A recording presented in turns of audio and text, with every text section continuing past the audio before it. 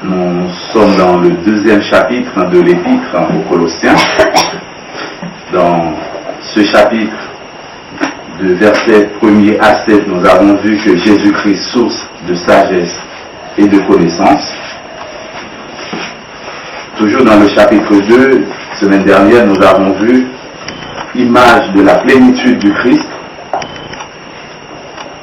Et ce matin, nous allons voir ensemble l'exhortation de l'apôtre Paul aux chrétiens Colosses. Il les a exhortés à s'attacher à Christ, qui est le chef. Le verset 16 à 23, nous allons lire que personne donc ne vous juge au sujet du manger ou du boire, au sujet d'une fête, d'une nouvelle lune ou des sabbats. C'était l'ombre des choses à venir, mais le corps est en Christ.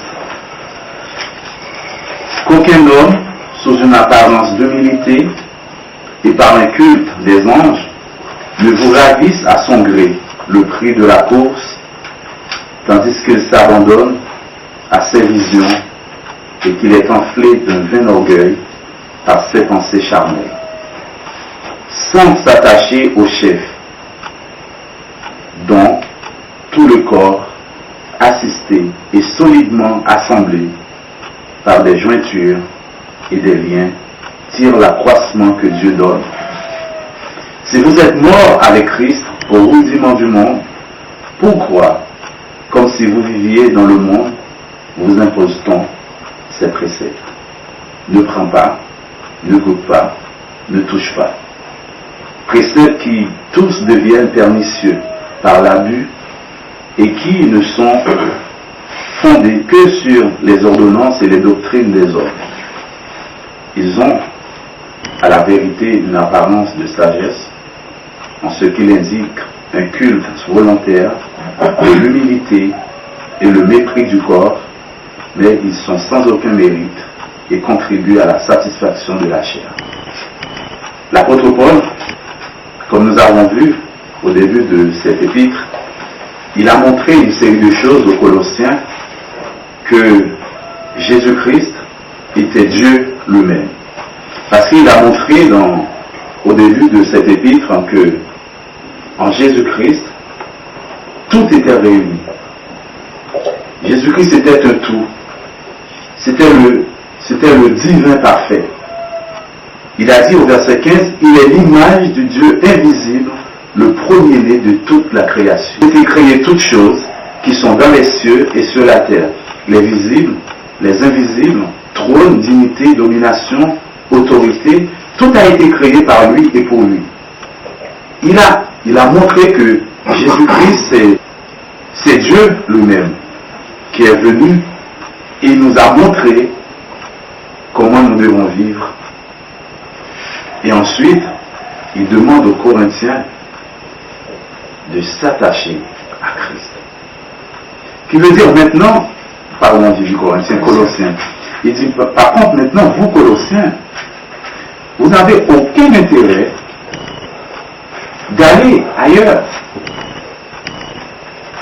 Parce que vous avez tout en Jésus-Christ. Et maintenant, dans le verset 16, il dit que personne donc ne vous juge au sujet du manger ou du boire, au sujet d'une fête, d'une nouvelle lune ou des sabbats. Qu'est-ce qu'on peut comprendre à travers cette exhortation que Paul adresse aux Colossiens? Comme nous avons vu aussi qu'il y avait une grande communauté juive dans cette région. Et on imagine, dans l'assemblée, les juifs cohabitaient avec les païens. Et ici, quand on voit la fête, il parle de fête de manger ou de boire, et nous savons très bien que les juifs, ils avaient énormément de fêtes dans la loi. Il y avait la fête comme on a parlé, la fête de manger, pain sans levain, c'est là-bas. La fête de sabbat, les fêtes de sabbat, et la nouvelle lune, c'était une fête. Il y a la fête des huttes, la fête qui rappelle les juifs quand ils étaient dans le désert, ils habitaient dans des maisons avec des branches d'arbres. Après, il y avait la fête des prémices. qu'on appelle aujourd'hui dans le Nouveau Testament la Pentecôte. Il y avait énormément de fêtes que les Juifs, ils devaient célébrer. C'est comme si l'apôtre Paul est en train de dire, on peut imaginer, est-ce que les Juifs essayaient d'imposer ces fêtes? Ou bien, par rapport, on sait que les Colossiens avaient des origines païennes, ils avaient aussi leur propre fête à fêter à des, je sais pas moi, des animistes, des choses comme ça. Mais là, on voit l'apôtre Paul est en train de dire, bien, c'était l'ombre des choses à venir. Mais là, on comprend plus qu'il parlait des choses concernant la loi. Parce qu'il a déjà fait allusion, ou bien il a fait allusion à ces choses en hébreu déjà. Et là, il dit, c'est l'œuvre des choses à venir. Hébreu 8, on peut voir la même chose. Et tout ce que l'apôtre est en train de dire, eh bien, ces choses-là que vous avez fait dans le passé, c'était l'ombre. Qu'est-ce que ça veut dire l'ombre? On peut comparer l'ombre à quelque chose de réel. Aujourd'hui, nous sommes dans la réalité. Ça ne sert à rien que vous passez votre temps à ce qui était quelque chose de passagère. Ça ne sert à rien aujourd'hui. Maintenant, aujourd'hui, attachez-vous à Christ qui est vraiment le parfait. Tout ce qu'il faisait avant, eh bien, ça concernait Christ. Maintenant, Christ est là, nous devons nous attacher à lui et non pas à choses qu'il concernait dans le passé. Mais le corps est en Christ. Est-ce que vous avez des choses à rajouter à ce que l'apôtre Paul est en train à cette exhortation que l'apôtre Paul est en train de faire aux Colossiens et à nous aujourd'hui? C'est vrai que quand il parle de l'ombre des choses, il parle des choses des Juifs. Mais quand il dit juste après, sous une apparence d'humilité, je pense que ça peut rejoindre des choses qui sont actuelles pour nous. Aussi. Il y a des personnes qui disent, ah non, il faut jeûner, ça va faire du bien, tout ça,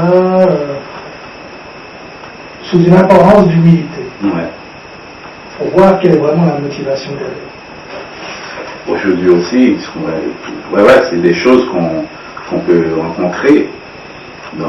Parfois, les gens, ils parlent aussi que personne, on n'est pas encore arrivé là, que dans le verset 23, il parle d'une apparence de sagesse, en ce qu'il indique un culte volontaire de l'humilité, le mépris du corps. Aujourd'hui aussi, on peut rencontrer ce genre de choses. Parfois, il y a des gens qui peuvent nous montrer qu'ils sont tellement sages. Et c'est juste pour donner aux hommes une pression sur les autres. On fait, ouais, oui, mais nous sommes tellement... Ils n'arrivent même pas à parler quand ils en parlent de vous, juste pour montrer qu'ils sont vraiment sages, ils sont vraiment... Et après, ça arrive. Moi, des choses pour montrer quand ils sont religieux. Et ça, l'apôtre Paul nous met en garde. Au verset 18, qu'aucun homme sous une apparence d'humilité. Et l'apôtre Paul, quand il est en train de dire ça aux Corinthiens, mais il a déjà montré qui est Jésus-Christ. Et quand on voit tout ce qu'il a dit depuis le verset 1er, le chapitre 1er, pardon, il a parlé quand il a dit car Dieu a voulu que toute plénitude habitât en lui. Le mystère caché de tous les temps, verset 26. Nous avons vu ça la semaine dernière, non avant. Le mystère caché de tous les temps, dans tous les âges, mais révélé maintenant à ses saints, à qui Dieu a voulu faire connaître quelle est la glorieuse richesse de ce mystère parmi les païens, savoir Christ en vous, l'espérance de la gloire. Il continue dans le chapitre 2, mystère dans lequel sont cachés tous les trésors de la sagesse et de la science. Jésus-Christ, c'est ça, c'était le mystère. Vous savez, la semaine dernière, nous avons vu avec Eddie, en 1 Pierre, comment ceux qui étaient avant essayaient de chercher de comprendre ce mystère. Mais rien n'a été révélé. parce que ce n'était pas encore le temps. Mais pour nous, les païens, ce mystère a été révélé, dans lequel sont cachés tous les trésors de la sagesse et de la science. Il continue, ainsi comme, verset 6, chapitre 2, ainsi comme vous avez reçu le Seigneur Jésus-Christ, marchez en lui, étant enracinés et fondés en lui, affermis par la foi, d'après les instructions qui vous a été données, et abondez en action de grâce. Prenez garde que personne ne fasse de vous sa proie par la philosophie.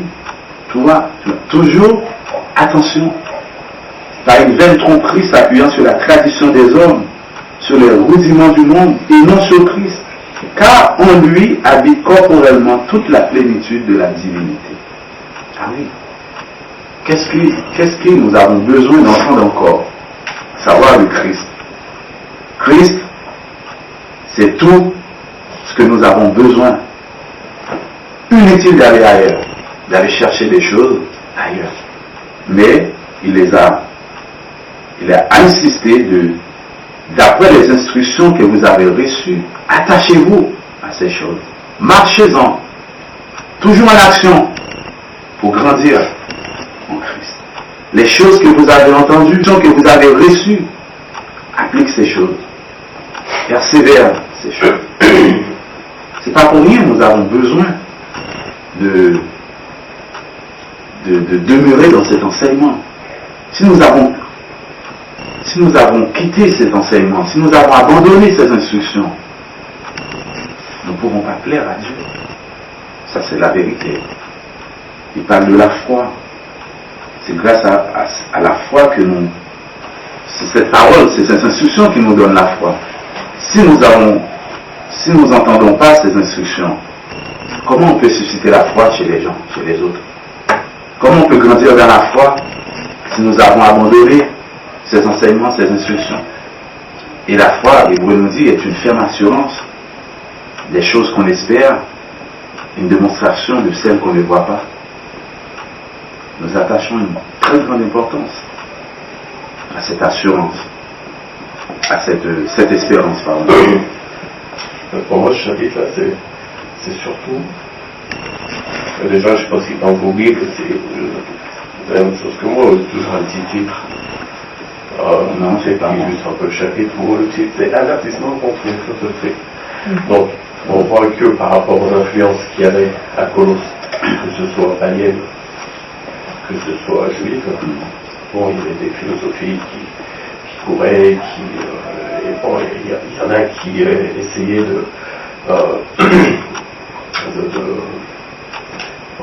de détourner les frères, pas de détourner, mais d'annoncer des choses qui sont des choses. Il y a des choses qui sont contraires à l'encontre de l'enseignement. Les Colossiens avaient reçu, parce qu'ils avaient reçu l'évangile. Donc l'évangile qu'ils ont reçu, ils l'ont accepté, donc ils ont accepté Christ. Et là, Paul, il fait surtout un travail de mise en garde. C'est-à-dire, attention autour de vous, vous allez entendre des choses, il y en a qui vont dire des choses. Voilà, quand il nous point sur le fait qu'en Christ il y a la plénitude divine, c'est que peut-être aussi on avait vu que bon, c'est vrai que le gnosticisme, je ne sais pas si c'est comme ça qu'on dit, n'était pas encore apparu, mais il y avait cette idée qui courait, comme quoi que Christ, ils n'acceptaient pas le Christ. Ouais, tout le monde dit avec que Dieu ne pouvait pas. Ils n'acceptaient pas demeurer dans la chair, soit manifesté en chair. Donc il y avait cette idée là. Ouais, donc il est obligé de remettre en avant le mystère. Le mystère qui a été révélé. Le mystère qui a été révélé, c'est quoi? C'est le mystère de la bonne nouvelle. La bonne nouvelle, c'est quoi? C'est Christ. C'est Christ manifesté dans la chair. Et tout ça, c'est attention, vous allez entendre des philosophies, des choses, des juifs qui vont remettre en avant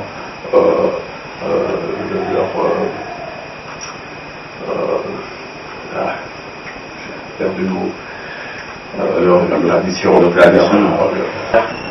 voilà, quand il parle il a parlé de circoncision, il a fait quand même un rapport avec la circoncision. circoncision, parce que Ouais, de la chair, il y en a de cœur. voilà, qui voulaient mettre ce fait-là en avant. Tu vois, sur le fait des fêtes des nouvelles lunes, de ne pas manger ou de ne pas boire telle ou telle chose, là c'est des influences juives notamment, qui viennent se mettre là, qui sont autour. Et voilà, Paul il fait ce travail d'avertissement par rapport à ce qui se dit tout autour, mais par rapport à ce que les Colossiens ont reçu. Et ce qu'ils ont reçu, c'est le mystère de l'évangile qui a été annoncé, qu'ils ont accepté. Et comme c'est pas Paul, c'est pas lui qui était vraiment fondateur de cette assemblée à Colosse. Donc là, il est quelque part, il met son, comme si je dirais bien, il met sa signature, quoi. Il atteste en quelque sorte ce que Paphras a fait avec cette assemblée. Oui, comme il a dit, ouais. Paphras lui a...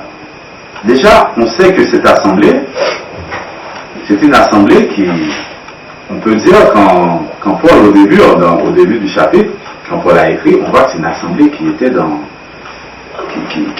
qui avait pas de problèmes, qui marchait dans la vérité. Parce que l'apôtre Paul dit, d'après les formations que j'ai reçues, voilà, de Paphras, il dit, vous êtes dans la vérité.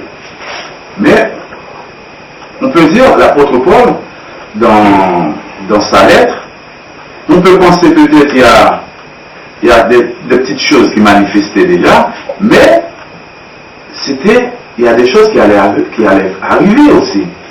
Comme nous, aujourd'hui, on peut tirer beaucoup de choses de cette lettre. Je veux dire, c'est pas, l'apôtre Paul n'a pas écrit dans sa lettre, on peut dire pour un moment, mais c'est une lettre qui est toujours actuelle, quel que soit le siècle, quel que soit par exemple, aujourd'hui, nous faisons face, ou bien nous pouvons faire face à des choses qui sont pas les mêmes pour les problématiques que les Colossiens rencontraient à l'époque, ou bien allaient rencontrer. Mais nous faisons toujours face à des choses qui nous essayent de nous écarter de l'enseignement. C'est la même idée. Aujourd'hui, on retrouve ça. Parce que, tu sais, quand moi je prends juste le verset 9, car en lui habite corporellement toute la plénitude de la divinité. Et bon, aujourd'hui, au XXIe siècle, on arrive encore à entendre des choses qui vont mettre en cause, là, ce verset.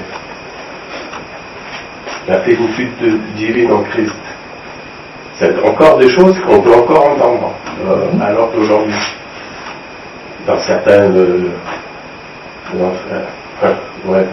assemblées, entre guillemets, parce qu'après, il faut qu'on voir comment le Seigneur considère les assemblées. En France, ceux qui se disent assemblée du voilà. Et qui peut-être ne sont pas au bout de Dieu, mais c'est là encore, c'est la raison pour laquelle nous avons besoin ces enseignements de nous attacher à ces choses-là. Parce que si voilà, cette connaissance, c'est ce que l'apôtre Paul a dit. Il a demandé aux Corinthiens d'acquérir cette connaissance. Sinon, sans cette connaissance, eh bien, on peut emporter, comme il a dit aux Philippiens, aux Éphésiens déjà, emporté par tout vent. Nous devons être enracinés dans ces choses. Enracinés, ça veut dire quoi? Quand un arbre est bien enraciné dans la terre, c'est pas n'importe quelle tempête ou ouragan qui peut l'abattre. Quand une maison est bien fondée, est bien construite sur la fondation qui est la base, et quand l'apôtre Paul a pris cette image de Jésus-Christ et la pierre angulaire, dans la fondation, les apôtres sont les fondements. Mais si nous ne construisons pas sur ces fondements, eh bien, il est facile de s'écrouler. On ne peut pas rester debout. C'est pour ça que nous avons besoin d'être bien construits sur cette fondation qui sont les apôtres, les enseignements, et avoir cette connaissance. Là, j'ai idée de penser que là, dans cette assemblée à Colosse, il y a des petits éléments, il y avait des personnes qui étaient dans l'assemblée, mais qui avaient des mauvaises influences, qui ont des influences extérieures. Moi, ce qui me fait dire ça, c'est le verset 18. Une personne qui peut être bénie tout d'un coup des anges, alors plus des anges, pour qu'on puisse déterminer c'est quoi ce plus des anges, nous conteste à son gré le prix de la course. Donc un tel homme s'abandonne à des visions, il est porté d'orgueil par ses pensées charnelles. Au lieu de s'attacher au chef, qui est partout, le corps soutenu et rendu cohérent par des gens. Déjà, voilà, au lieu de s'attacher au chef. Donc pour moi, c'est ces personnes-là, voilà, elles sont dans l'église, mais seulement elles sont en train de se détacher ou de faire des choses qui, voilà, donc il leur dit faites attention à ces personnes-là. Donc c'est des personnes déjà qui pour moi sont dans l'église, elles sont là, et elles sont en train de propager des idées, des choses. Enfin, il me semble. Quand je pense au verset 16, je pense plutôt à l'autre côté où tu as quelqu'un qui était juif, peut-être même quelqu'un qui enseignait dans la synagogue, qui était un expert de la loi, qui avait pour but de mettre en place la loi exactement, de faire les choses, de suivre exactement ce que la loi demande. Elle se convertit, elle se retrouve dans une assemblée avec pas mal de païens, qui ne connaissent pas grand-chose aux Écritures. Tout d'un coup, il est un expert. Mais qu'est-ce qu'il sait? Eh bien, il sait ce qu'il avait dans sa vie passée. Donc, il continue à lancer des choses, mais vous devez faire ça et ça et ça et ça. Et en fin de compte, c'est pas ça. Et il y a un problème d'orgueil, c'est sûr, dans ce qu'il fait. Et je pense qu'il devait bien parler quand il dit ne vous faites pas tromper par des discours séduisants. C'était probablement quelqu'un qui enseignait déjà parmi les juifs, peut-être dans la synagogue, mais quelque chose qui parle bien. Il dit après encore comme Apollos. Prenez garde que personne ne fasse de vous sa proie par la philosophie ou une vaine tromperie. Donc il peut très bien manipuler un peu les pensées de ces personnes qui ont moins de connaissances de l'Ancien Testament. Et pour finir, pour lui, il commence à mettre plus d'importance sur les choses de la loi, et il oublie le côté, attends, Christ a changé tout ça. Ça perturbe, hein, ça peut détourner les frères. Et on va voir, l'apôtre Paul va dire, mais eh bien, c'est des choses qui nous amènent à la perdition. Et c'est des choses qui peuvent arriver. Et ça déjà, chez les Galates, c'est le problème. Si vous faites passer conscient, vous ne pouvez pas être sauvé. C'est ce que les Juifs disaient aux païens. Et on peut comprendre, c'est des choses qui continuent. Peut-être, logiquement, les Juifs, ils étaient tellement attachés à leur tradition. Pour les Juifs, c'était une tradition, c'était une façon de vivre. Les Juifs, c'était ça. Si tu fais pas ça, t'es pas Juif. Et pour eux, c'était le tout. Pour être sauvé, il faut faire ça. Pour être avec Dieu, pour que Dieu t'accepte. C'est ça qu'ils avaient comme connaissance, malheureusement. Ça, nous devons mettre l'accent dessus. J'arrive. L'instruction que vous avez reçue. Parce qu'il a dit, faites-lui la lettre à la Odyssée. Et la Odyssée nous dit très bien, vous savez, l'église de l'Apocalypse. À la Odyssée et à Hierapolis. Comme nous avons vu, c'était des assemblées des gens qui se trouvaient à 19-20 km de Colosse. Il y a le verset 19 qui dit à la fin, grandit d'une croissance qui vient de Dieu. Donc il y a une croissance qui vient des hommes. Donc si on n'a pas vraiment la lumière de la parole, on ne peut pas les différencier. Et c'est pour ça qu'il parle de chef, la tête. Si le corps n'est pas attaché à la tête, qu'est-ce qui se passe? Je n'ai pas demandé. Verset 19, il m'a interpellé dans les jointures. Voilà, jointure. Ça veut dire, verset 19 là, il te parle d'unité. Voilà. Ça veut dire qu'il ne peut pas y avoir dans l'assemblée, il ne peut pas y avoir des discours ou des enseignements qui font que tu te détaches de Christ, parce que Christ, c'est comme Christ, c'est le chef. Mais lui, c'est la tête. Et le corps, c'est chacun des membres. Ici, dans les membres, il y a des enseignements différents. Il n'y a pas c'est comme si le corps, tu vois, c'est éclaté, quoi. Il s'éclate, donc il faut qu'il soit solide, il faut que ce soit joint, les bras et les joints au corps. Voilà, il y a cette idée de jointure, d'unité. Est-ce qu'au final, c'est pas tout simplement un mauvais engagement, ou est-ce que ça touche même des personnes qui... Est-ce que des personnes se sont peut-être pas engagées comme il fallait, avec une mauvaise, je sais pas, sans savoir où ils allaient, et puis ils n'avaient pas les connaissances qu'il fallait, ils n'avaient pas le bon baptême, et du coup, ils n'ont jamais été soumis à Christ, quoi. Est-ce que ça part pas de là, tout simplement, du baptême et de l'engagement? Les gens qui tiennent ceux qui ont des discours différents, bien sûr, c'est parce que oui, on sait mal démarrer leur vie en Christ. Ça, c'est sûr. Parce qu'on pense parfois, lui, les chrétiens, c'est bon, mais peut-être pas. Donc, ils n'ont peut-être pas le Saint-Esprit, ils ont pas... C'est ça. C'est ça, parce que... C'est peut-être ça que ça commence. Ça vient de là. Parce que déjà, primo, ces personnes, ils ont un mauvais enseignement. Ils ont reçu un mauvais enseignement. Mais... Quand ils viennent, par exemple, ceux qui viennent, parfois qui arrivent d'autres dénominations, qui arrivent dans l'assemblée, ils ont un enseignement erroné. Ils ont reçu.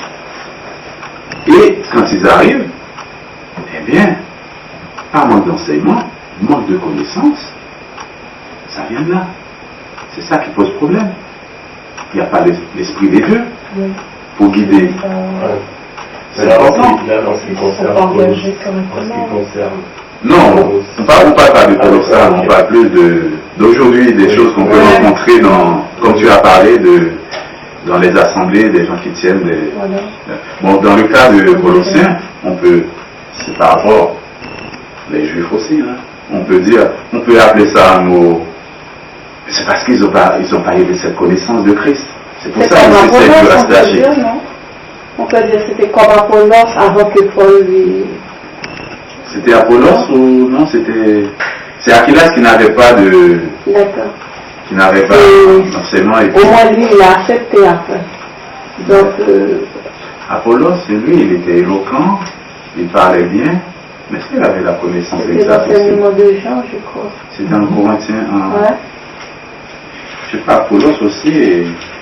Parce que Paul l'a pris de côté, il lui a enseigné exactement ce qu'il est, et puis après... Il y avait ça avec Aquilas aussi, qui était arrivé de Rome avec sa femme Priscille, et qui n'avait pas la connaissance exacte.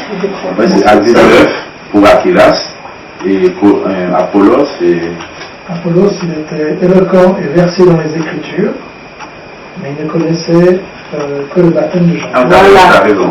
Voilà. Il exposait plus exactement la voix de Dieu. Voilà.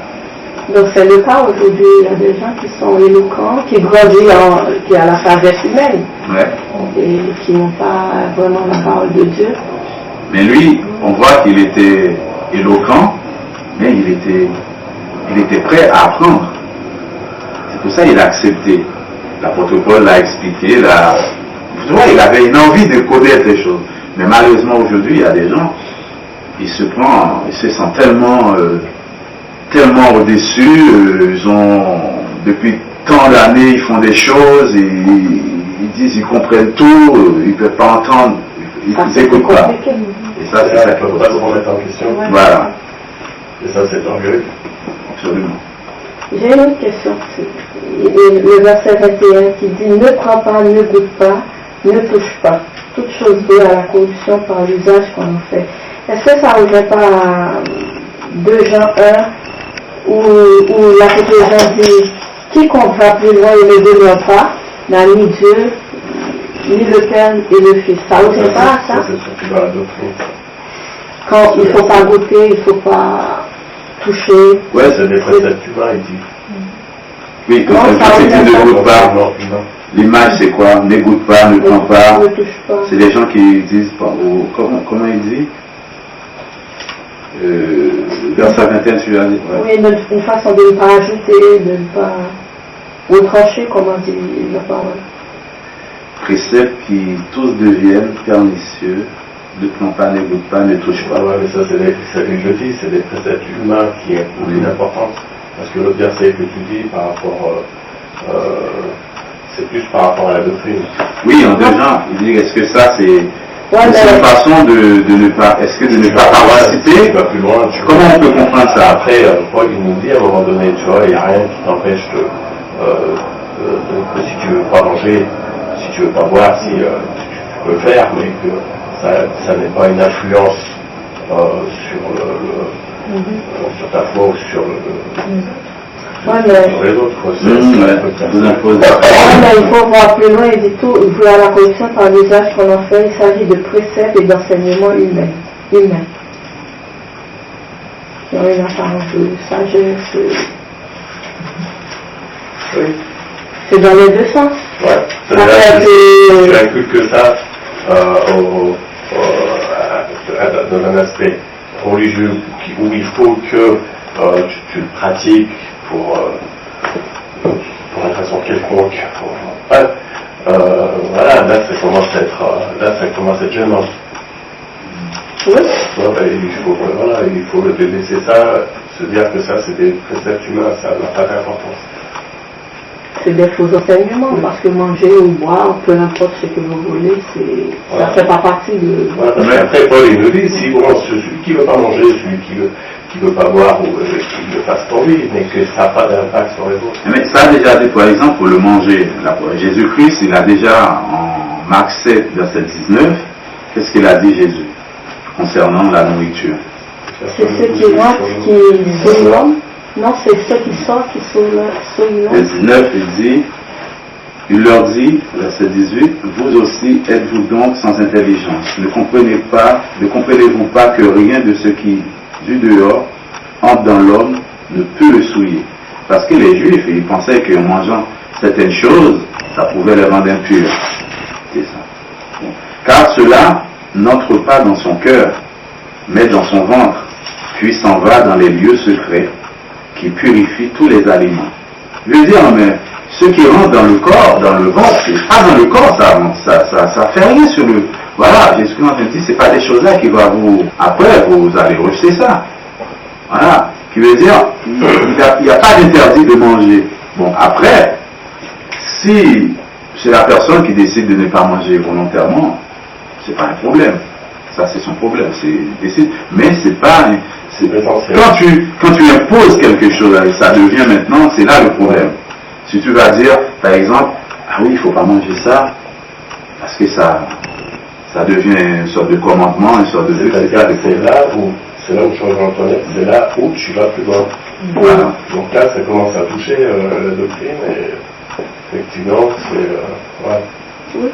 Et l'apôtre Paul a parlé encore de ça en Timothée, qu'il a parlé, bon, voilà. Il y a un temps qui va arriver, il y a des hommes qui vont dire, voilà, il faut ci, il faut cela, il ne faut pas se marier, il ne faut pas manger ceci, il ne faut pas cela. C'est des choses qui sont... C'est des préceptes d'ordre. Nous ne devons pas... Il ne faut pas ajouter un côté spirituel ou des choses qui ne sont pas forcément spirituelles. Voilà. Moi, ce que j'aime bien dans ce chapitre, c'est qu'il demande à tous les Colossiens, d'avoir du discernement. C'est à eux de faire le choix et de discerner entre, si je prends le verset 7, étant enraciné et fondé en lui, affermi par la foi, d'après les instructions que vous avez données, et abondé en action de grâce, et opposition avec le verset 22, sont fondés que sur des ordonnances et des doctrines des hommes. Il leur demande à tous d'avoir du discernement et de choisir ce qui est doctrine des hommes et ce qui est doctrine de Christ. Voilà. Mais par contre, ils ont reçu l'enseignement. Oui. Ils peuvent faire la différence. Ils peuvent faire la différence. Mais ils sont déstabilisés, où il y a des doutes, où ils se laissent... ils suivent. Ouais, ça c'est possible. Ils suivent sans se poser des questions. Et c'est ce qui se passait là. Je vois dans Colossiens. Il y avait ce problème-là. Il y en a qui se laissaient influencer par ces choses-là. Ouais, Parce que si t'es pas affermi, si t'as pas de, tu entends des choses, tu te crois, tu te dis, ah, mais voilà, c'est vrai. Et il dit bien au verset 23, c'est une apparence de sagesse. Peut-être ce qu'ils enseignent, ça sonne bien, ça a l'air bien, pourquoi pas, allez, j'arrête de manger du porc, non. C'est sage, c'est... Et en fin de compte, non. Si je regarde ce qu'il y a dans la foi par Christ, voilà. c'est ça d'importance. Voilà. Ça, c'est pas des préceptes qui viennent de Dieu, de Christ. C'est des hommes. Nous ne devons pas nous attacher à ces choses. Mais il rappelle aux Colossiens, vous devez vous attacher à Christ. Pour être attaché à Christ, ils ont reçu l'instruction. Ils ont reçu l'enseignement. Eh bien, il faut qu'ils s'adonnent à ça. Attachez-vous au chef, Christ. Parce qu'il a démontré que Jésus-Christ, c'est la réalité. C'est la vérité. C'est comme il a dit, je suis le chemin, la vérité et la vie. Christ, c'est cela. Si vous voulez être sauvé, si vous voulez avoir part à cette espérance, eh bien, reste attaché au chef. Parce que c'est grâce à ce chef, tout le corps, bien coordonné, trouve, comme il a dit, tire par des jointures et des liens, tire l'accroissement que Dieu donne. L'accroissement que Dieu donne. C'est si et seulement si nous restons attachés au chef, à Christ. Sinon, là, je comprends qu'il y a deux aspects. Il y a un aspect spirituel en Christ et un aspect charnel avec ce qu'il y a dans le monde. Le verset 20 qui nous dit que vous êtes morts avec Christ au principe élémentaire du monde. Qu'est-ce qu'il dit en fait? Pourquoi comme si vous viviez dans le monde, vous laissez-vous imposer ces choses? Il nous dit quand même là, si vous êtes avec Christ, c'est que vous êtes mort en Christ, c'est que vous êtes plus sous cette influence du monde avec tous ces préceptes. Les préceptes qui touchent les préceptes du monde, c'est ce qui va toucher le corps, la chair. Ne mange pas, ne goûte pas, voilà.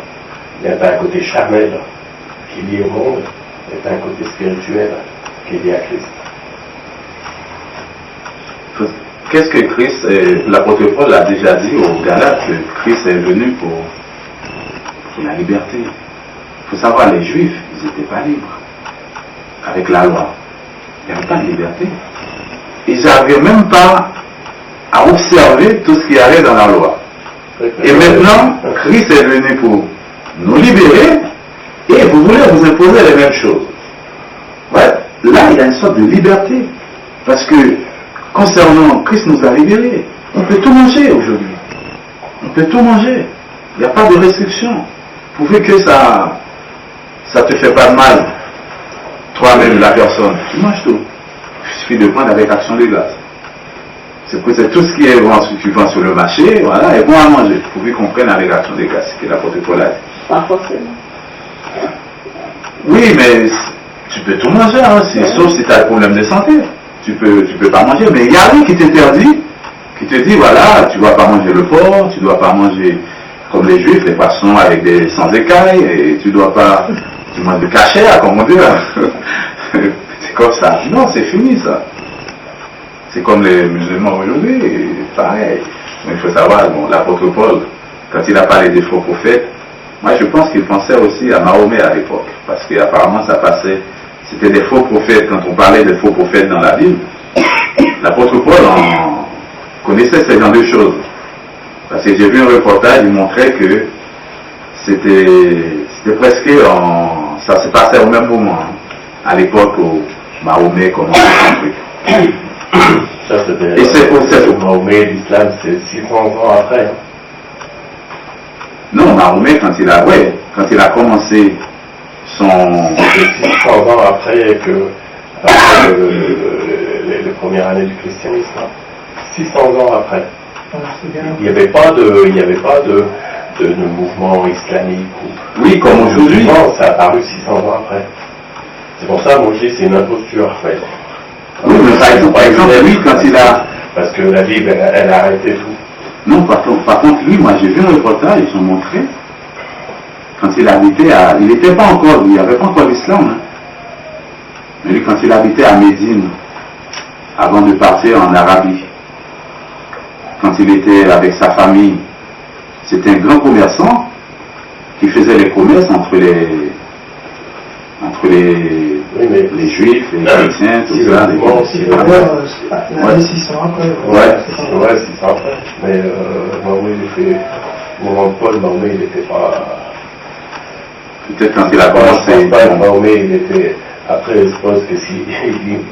Que ce soit pas les autres. Hein. Bon, après, les faux prophètes, il va y en avoir des faux prophètes. Une autre chose que je vois de... Aujourd'hui, c'est la forme qui a changé, mais ça reste toujours les faux prophètes. Hein. On n'en parle pas beaucoup parce que, bon, on dit que toutes les églises sont les mêmes, donc on fait plus la différence. Mais c'est les mêmes choses qui se passent comme... C'est qui dit ça, que toutes les églises sont les mêmes. J'en ai entendu, hein. La plupart des gens disent ça, donc du coup on ne voit pas la différence. La plupart des gens, il y a beaucoup de gens qui sont ignorants et que quand tu parles d'église, il y a tellement une généralité sur le mot église que les gens savent plus que c'est l'église. Voilà, exactement. Et quand on dit église, on a tendance, ici dans la société d'aujourd'hui, hein, quand tu dis église, et même si tu vas un peu plus loin, tu as cette image du catholicisme qui est tellement ancrée dans les gens que l'église c'est ça, et elle est même dénaturée, quoi. Tu vois que les gens ils n'ont pas l'intelligence, ils n'ont pas la connaissance, et ils ne savent pas comment Dieu les gère, et ça c'est ancré dans les mœurs. Et voilà, ça a fait une idée généralisée que le terme église même il est dénaturé. Comme il a dit au verset 23, ils ont à la vérité une apparence de sagesse. Ouais. Et nous devons faire attention, voilà. Il faut arriver à détecter. Là. Une chose que je voulais ajouter par rapport à ça, Paul est en train de leur dire de ne pas s'occuper l'esprit avec toutes ces choses qui sont des faux enseignements, mais qui sont un peu à côté, mais qui leur occupe un peu trop l'esprit avec ces trucs plutôt internes, etc., plutôt que de penser à Jésus. Et je pense que ça en détourne ce qu'ils sont en train de réfléchir, de focaliser dessus. C'est pas bon si c'est trop internalisé sur des problèmes internes. Et c'est le chapitre 3, verset 1 qui m'a donné cette idée-là en disant pensez à des choses spirituelles en haut. Arrêtez de penser à tout ce qui vous détracte un peu tout ce qui se passe autour de du fondement. Et par contre, ce que je ne trouve pas dans le texte, c'est qu'est-ce qu'on doit faire avec ces gens-là qui commencent à enseigner des choses finalement humaines ou qui veulent imposer des choses. Je ne vois pas d'indication de qu'est-ce que nous on doit faire avec ces gens-là. Oui, on ne va pas se faire détourner par ce qu'ils disent, mais est-ce qu'on les laisse encore dans l'assemblée? Est-ce qu'on les avertit? Ils ne parlent pas de comment s'en occuper de ces personnes. Je pense que la première chose à faire, c'est de les avertir. Et ça a été fait par rapport à ce que l'apôtre Paul a écrit par rapport à cette lettre. Je pense que cette personne, et si cette personne n'écoute pas, eh bien, je pense que c'est peut-être l'apôtre Paul ne l'a pas dit maintenant, mais je pense qu'il y a une décision à prendre. C'est comme on a vu la dernière fois, il avait dit, c'est aux Philippiens ou aux Éphésiens, quand il disait, tu te rappelles le verset qu'on avait lu semaine dernière, quand il disait de se séparer de ces gens-là, qui t'avaient interpellé. Quel verset dans Colossiens. Là, on était dans Colossiens, et puis après, je crois que c'était dans Ephésiens 3, 17, c'était ça. Hein. En fait, Max, pour répondre peut-être à ta question, là, qui sont avec ces gens-là, c'est la suite du chapitre 3. Oui, on va y aller. Tu vois, il y a tout un tas de choses qu'il faut qu'on fasse. La patience, il faut s'armer de patience, il faut persévérer, être attentif aux enseignements, voilà, il faut.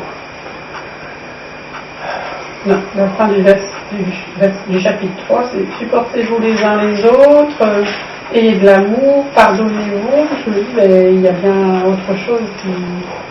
Supportez-vous les uns les autres. C'est par rapport à quoi? Enfin, je veux dire. C'est par-dessus tout revêter si on lit tout ça, on dit, ben, à ce moment-là, on doit leur laisser. Ouais, ben c'est là pour en faire des gens. Je pense que tu parles de supportez-vous les uns les autres. C'est quand il y a des problèmes qui ne concernent pas des problèmes doctrinaux. C'est plus par rapport Voilà, c'est des problèmes qu'on peut rencontrer, par exemple, un frère qui est faible, oui. Voilà. Après, il nous dit d'avoir une attitude. Ensuite, le verset ainsi donc, comme des élus de Dieu, un bien-aimé, revêtez-vous de compassion, de bonté, d'humilité, de douceur, de patience. Oui, mais ça c'est pour la ça. Si ça change rien, quelqu'un a ce problème, c'est un autre. Vous aussi, faites de même, mais par-dessus tout, revêtez-vous d'amour, qui est le bien. Voilà, là c'est un problème relationnel dans l'assemblée. C'est pas concernant le. Parce que quand ça touche la doctrine, l'enseignement, c'est grave. Parce que ça, il faut résoudre ces problèmes tout de suite. Et si la personne qui pose ces problèmes ne veut pas écouter, eh bien, il faut prendre des décisions, il y a une rupture, parce que c'est important. Je pense que on ne joue pas avec ces choses. Je pense au truc où Pierre il mangeait avec les chrétiens païens qui sont d'origine païenne, et quand il a vu les juifs, donc il s'est mis à côté. Ça, c'était pas un bon comportement. Donc ils l'ont repris immédiatement. L'apôtre Paul, c'était tout de suite, devant tous les autres. C'est un faux enseignement. Parce que c'est des choses qu'on ne peut pas accepter dans l'Assemblée. Dès que c'est des choses qui nous essaient de nous écarter de l'enseignement, de la vérité, ça c'est tout de suite. Après des problèmes d'ordre relationnel, des trucs comme ça, ok, il faut utiliser patience, on a un frère qui est plus faible, qui ne comprend pas tellement les choses, qui peut-être qui fait des choses un petit peu, qui ne touche pas vraiment la stabilité de. Mais là, dans les choses qu'on a vues dans les Colossiens, là, comme Marc a dit, peut-être là, Paul va dire des choses un peu plus loin, mais pour l'instant, peut-être il ne fait pas ressortir tout de suite les choses. Je vois le verset que tu me disais qu'on parlait. Tu l'as trouvé? Non, mais je ne sais plus où il est, mais il nous dit que si. En fin de compte, l'idée c'est de se détacher de lui. Voilà. C'est-à-dire s'il y a un enseignement qui est contraire à la doctrine, c'est ça. C'est de ne pas accepter cet enseignement, mais au contraire, c'est de s'écarter d'un homme. C'est dans Philippiens ou Éphésiens, nous l'avons lu la semaine dernière. C'est lorsqu'on avait vu que, quand il disait que Jésus-Christ y a habité tout ce qui est la divinité. Et ça, on a vu ces versets qui nous parlaient. Tu disais, ah tiens, ouais, ces choses-là, mais ça, c'est bien de prendre la distance avec ces personnes qui disent des choses qui sont vraiment. Nous avons lu le verset, c'est dans Philippiens, Éphésiens, je crois. Je pense à un passage assez similaire qui parle du fait qu'il ne faut pas les dégager de l'assemblée, mais il faut les isoler un peu. Il ne faut pas leur donner trop. Il ne faut pas les suivre, il ne faut pas leur donner la parole, il faut un peu les isoler pour qu'ils aient moins d'influence. On a étudié ce passage, mais je ne sais plus. C'est quand c'est l'inverse qui se produit. C'est l'inverse qui se produit, on empêche ceux qui enseignent bien de. Eh bien, c'est toujours comme ça, hein, c'est le plus souvent, quand on laisse ces personnes prendre la parole et commence par prendre, après c'est les autres qui parlent. Oui, c'est ça, c'est l'inverse parfois. C'est pour ça il faut arrêter ça tout de suite. Oui. Il ne faut pas laisser ça, c'est... Ça a pris trop d'ampleur Après c'est trop tard. Oui. Et aussi dans beaucoup d'assemblées aujourd'hui, c'est ce qui se passe. Les gens qui sont arrivés des dénominations, c'est eux maintenant qui prennent la parole, qui prennent le dessus, qui imposent leur vision des choses. Et qui mettent de côté tous ceux qui essayent de rester attachés à la saine doctrine. Eh bien, ils sont obligés de s'écarter. Malheureusement, c'est comme ça. Là, on voit que l'apôtre Paul, qu'est-ce que l'apôtre Paul demande? Eh bien, il demande aux Colossiens, tout ce que vous avez entendu, toutes ces choses-là, mais qui essaient de vous écarter de Christ, il faut les abandonner. Christ, c'est la vérité. Par rapport à tout ce qui se faisait dans l'ancien temps, c'était l'ombre des choses à venir. Maintenant, nous sommes dans la réalité. La réalité, c'est Christ. Nous devons nous attacher à Christ. Tu as trouvé? Je ne sais pas si c'est celui-là, Éphésiens chapitre 5, verset 6. Que personne ne vous séduise par de vains discours. Car c'est pour cela que la colère de Dieu est sur les fils de la rébellion. Verset 7. N'ayez donc aucune part avec eux. Mais il y en a un autre verset. Mais il y a cette idée. Et ça, c'est Éphésiens 5, verset 6. Tu l'as lu là. Éphésiens 5, verset 6. Donc au début, il parle un peu d'inconduite, de choses charnelles, voilà. Mais que personne ne vous séduise par de vains discours. Il dit, n'ayez donc aucune part avec eux. Voilà, ça peut être ça. Hein. C'est comme il a dit en Jean, hein, celui qui vient à vous, qui demeure pas dans la doctrine, là, il faut séparer, hein, il ne faut pas recevoir même. Voilà. De toute façon, on ne peut pas laisser ces gens-là continuer à dire des choses quand on est arrivé à détecter ce genre de choses. Il faut tout de suite réagir. Sinon, c'est le danger. Voilà, l'idée c'est ça. L'idée de Paul, ici, pour les Colossiens, et c'est pour nous aussi, c'est de rester attaché à Christ. Parce qu'en dehors de Christ, il n'y a rien. C'est le néant. C'est la perdition. Qu'est-ce qu'on peut dire d'autre? Et on voit que l'apôtre Paul, avant de dire tout ça, il a montré tellement de choses aux Colossiens, avant d'arriver à cette conclusion-là. Il a montré énormément de choses aux Colossiens. Il dit, les Colossiens, ils ne peuvent pas dire, mais pourquoi nous devons rester attachés à Christ? Non, parce que l'apôtre Paul les a tout dévoilé, tout montré. Voilà pourquoi vous devez rester attachés au chef. Parce que c'est lui qui est, je veux dire. Je pense que c'était le combat de l'apôtre Paul, hein, parce que dans tous les épîtres, on voit qu'il essaie d'encourager les chrétiens à rester dans la parole et les avertissait de rester éloignés contre les faux doctrines. Quand Christ a se présenté à l'apôtre Paul, il lui a fait savoir, hein, c'était son but. Hein. C'était son travail. Et l'apôtre Paul, même en prison, il entendait qu'il était en prison, il continue.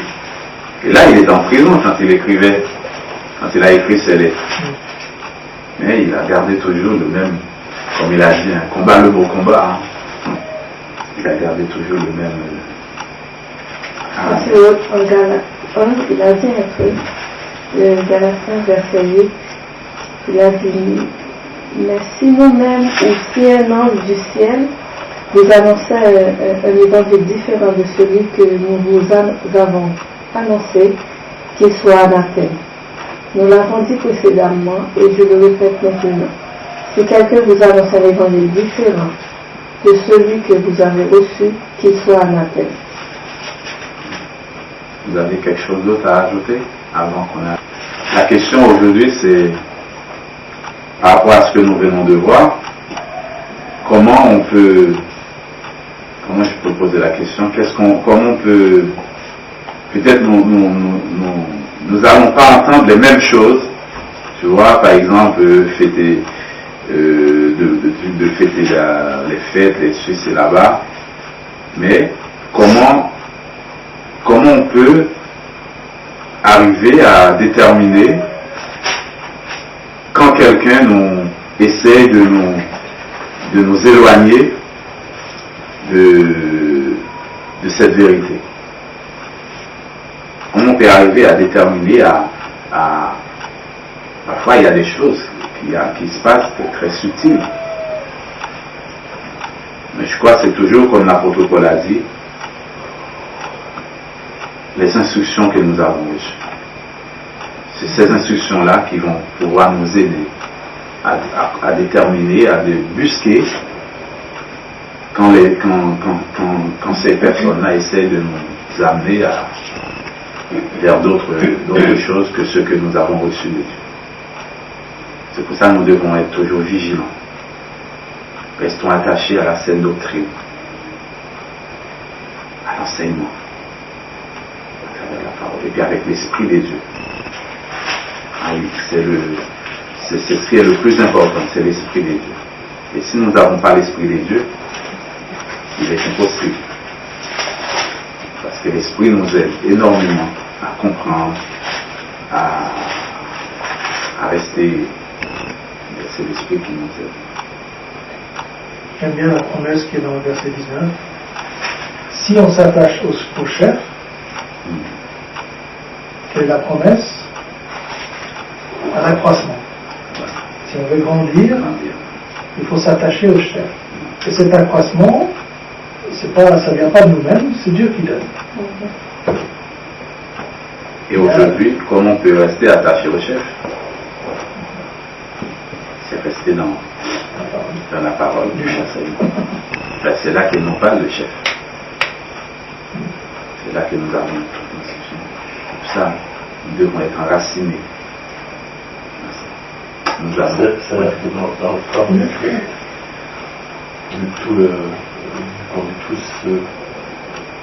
on est tous liés les uns les autres par une jointure. Il ne peut pas y avoir de désunion. Il ne peut pas y avoir de désunion, quoi, parce que autrement, il n'y aura pas de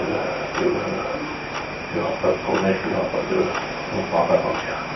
Si on est attaché au chef, on ne pourra pas grandir dans un corps où il n'y a pas d'unité, c'est pas possible.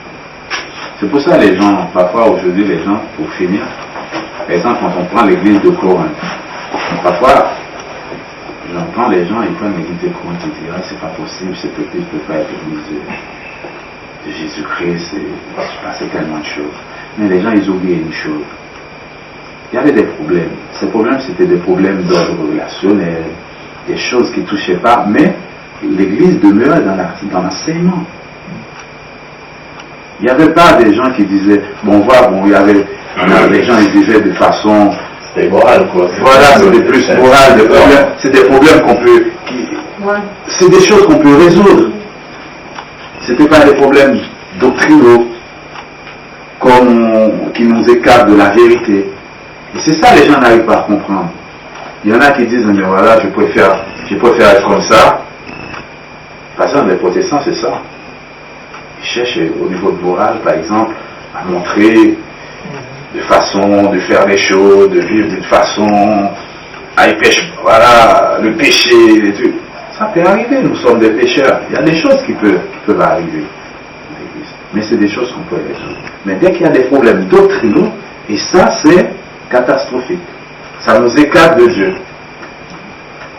Mais quand il y a des petits problèmes, on peut revenir, on peut résoudre, on peut régler ces problèmes. Voilà, mais c'est les problèmes d'ordre moral, c'est important aussi. Oui, c'est pas bon. La moralité, à un moment donné, c'est oui, c'est pas bon, mais ça. La doctrine, c'est une chose, mais vivre dans un contexte comme ça, et dire, je suis dans la doctrine, je suis la doctrine, je suis la doctrine, et à côté, je mène une vie qui est un petit peu immorale. Non, c'est pas ce que j'ai dit, c'est pas ce qu'on dit. Mais ça peut arriver Mais c'est des choses qu'on peut résoudre facilement.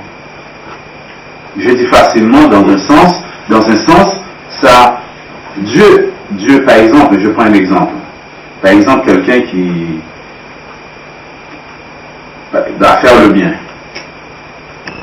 Il y a des gens qui sont plus aptes à aider quelqu'un qu'un autre. C'est pas parce que je suis pas à la même hauteur que cette personne, Dieu va me condamner. Donc si je peux l'améliorer, petit à petit, je peux améliorer de faire le bien. Mais c'est pas ce qui me permet, c'est pas parce que je fais le bien, Oui. je suis sauvé. Je suis sauvé pour faire le bien. C'est pas ce qui nous justifie en Christ. Voilà, Les autres. c'est ce que je veux dire là. Je pense qu'il y a plus la base, il faut respecter la base. Après, il y a le comportement. Ah, voilà, ça c'est des choses. Donc, le comportement, on peut, ensemble, on peut. Et la base, c'est le plus important. Parce que si on n'a pas la base, C'est vrai que le comportement, c'est ça quand même, c'est un travailler personnellement. plus ou moins facile. C'était le cas des Corinthiens. C'était des personnes faciles. C'était le cas des Corinthiens. Difficile. Non, c'est parce que les gens, parfois, ils prennent l'exemple des Corinthiens pour dire, mais voilà, si cette assemblée, voilà, ils peuvent se permettre de. Aujourd'hui, on est meilleur. Non, c'est pas ça.